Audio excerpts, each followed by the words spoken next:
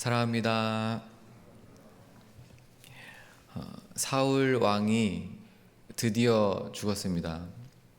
다윗의 입장에서는 어떤 면에서 보면 기회가 왔습니다.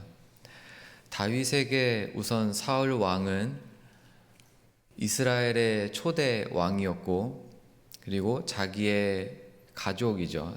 장인어른이고, 또 인간적인 관계에서 보자면 자기와 나이 차이가 굉장히 많이 났지만 진짜 친구라고 할 수 있는 요나단의 아버지입니다.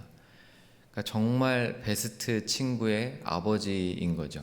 인간적으로도 굉장히 가까운 사이이고, 그런데 동시에 또 다 아시다시피 원수 사이입니다.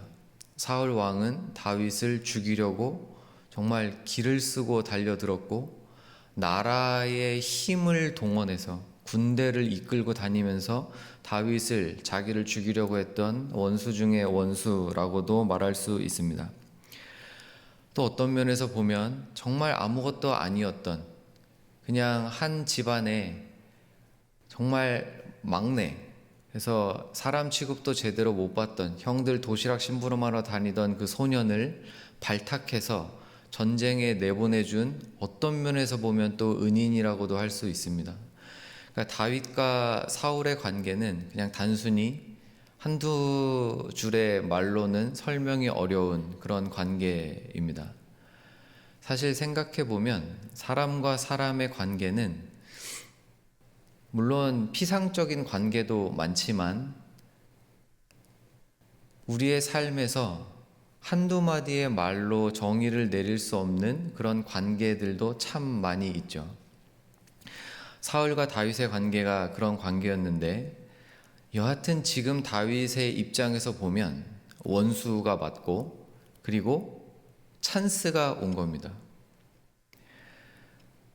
분명히 하나님의 뜻은 다윗이 왕이 되는 거예요. 그걸 확증해 주시기 위해서 사무엘 선지자가 다윗에게 직접 찾아와서 기름을 부어 주었습니다. 그러니까 다윗은 자신을 향한 하나님의 뜻이 무엇인지를 분명하게 알고 있어요. 나는 이스라엘의 왕이 되는구나, 하나님이 내게 원하시는 삶이 이것이구나를 분명히 아는 복을 누리고 있습니다. 그런데 이걸 가로막는 사람이 사울인 거예요. 그래서 사울이 죽었을 때 어떤 면에서 또 보면, 드디어 봐라, 하나님이 내 원수를 직접 처리해 주셨다. 내가 직접 내 손으로 사울 왕을 죽일 기회가 있었지만 나는 내 손을 더럽히지 않았더니 봐라, 하나님께서 내 원수를 처리해 주셨다. 이제 하나님의 뜻이 이루어진다라고 얼마든지 정치적으로 이 장면을 사용할 수 있었을 겁니다. 그런데 오늘 저희가 함께 읽은 본문을 보면 12절에 사울과 그의 아들 요나단과 여호와의 백성과 이스라엘 족속이 칼의 죽음으로 말미암아 저녁 때까지 슬퍼하여 울며 금식을 해요. 이 장면을 또 이제 자유주의 신학자들은 이거야말로 고단수적인 정치적 행위다, 이렇게 막 이야기를 하면서 원수까지도 자기 편으로 끌어들이기 위한 쇼다, 정치적인 그런 제스처다라고 이야기를 하는 분들도 계시지만 사실 그렇지는 않아 보입니다. 전체적인 사무엘 상하의 문맥의 흐름을 보면 다윗은 분명히 이 장면에서 정말 진심으로 슬퍼하고 있고, 그리고 이미 그 이전에도 여호와의 기름 부음 받은 자를 자신이 직접 죽이지 않는 이유를 자기의 입으로 밝혀줬어요. 두려움 때문입니다. 하나님의 뜻을 어길까 하는 그 두려움 때문에 나는 사울을 죽이지 못한다. 이게 다윗의 입장이에요. 단순히 그냥 이거 진짜 정치적인 제스처, 그런 의미가 아니라 진심으로 하나님을 두려워할 줄 알고, 동시에 나를 향한 하나님의 뜻이 무엇인지를 알면서 하나님의 그 일반적인 뜻도 분명히 알아서 그 사이에서 하나님이 다윗이 하나님의 뜻이 어디에 있는가를 정말 두려워하면서 분별하면서 살아가는 모습을 사무엘 상하가 계속 보여주고 있거든요. 근데 이 장면에서 사울이 죽었을 때 나타나는 모습은 정말 진심으로 다윗이 애곡하고 슬퍼하고 금식하는 모습으로 이제 자기가 그 전에 보여왔던 모습이 거짓말이 아니라는 것을 드러낸다고 보여집니다. 많은 경우 이런 시간이 오면 저희는 왕은 아니니까 뭐 또 우리의 머리에 하나님이 직접 기름을 막 부어주시면서 너는 이런 사람이 될 거야 이렇게 귀에다 말씀해 주시진 않으니까 저희는 저희를 향한 하나님의 뜻이 무엇인지 모를 때가 사실 많습니다. 일반적으로는 알고 있죠. 근데 다윗처럼 분명하게 모를 때가 많아요. 그러면 저희는 판단 기준이 어디로 갈 때가 많냐면 어쩔 수 없이 나에게 이득이 되고 손해가 되지 않는 것을 기준 삼아서 판단하고 행동할 때가 많아지게 됩니다. 그게 자연스럽고 어떻게 보면 또 당연하죠. 근데 다윗은 지금 그렇지가 않은 거예요. 얼마든지 자기의 이득으로 더 취할 수 있는데 그걸 취하지 않습니다. 반대로 이렇게 하면 그동안 사울한테 가족이 죽은 사람들, 그동안 사울한테 쫓기면서 집을 잃고 재산을 잃고 손해를 봤던 사람들의 입장에서는 다윗을 따르다가도 아니 자기의 원수가 죽었는데 저렇게 물렁물렁한 리더십은 뭐지? 아니 지금 우리의 원수가 죽었는데 저걸 기뻐하고 환영하고 기회로 삼아서 자기를 따르는 사람들을 더 마음을 모으고 뜻을 모으고 이런 기회로 삼아야지 얼마든지 반대 의견 나올 수 있거든요. 근데 다윗은 그런 선택을 하지 않은 겁니다. 이 장면은 단순히 진짜 정치적으로 막 원수였지만 뭐 진영이 다르고 뜻이 다르고 그래서 원수였다가 돌아가신 거예요. 그러면 그래 내가 넓은 마음으로 장례식에 참여한다 이런 의미가 아닙니다. 그냥 막 치고받고 싸우고 막 마음 상하고 있는 상황이었는데 이 사람이 갑자기 무슨 큰 병에 걸렸다거나 진짜 집안에 어떤 큰 문제가 생겼을 때 내가 속으로는 거 봐라 진짜 하나님 살아계시네 쌤통이다 막 이렇게 마음이 있지만 겉으로 그래 내가 위에서 기도해 줄게 이렇게 말을 하는 제스처가 아니에요.